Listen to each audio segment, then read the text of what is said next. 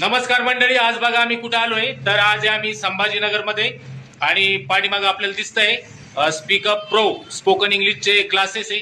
आणि आज युवराजचा बर्थडे आहे, यांचं स्पोकन इंग्लिशचं क्लासेस आहे.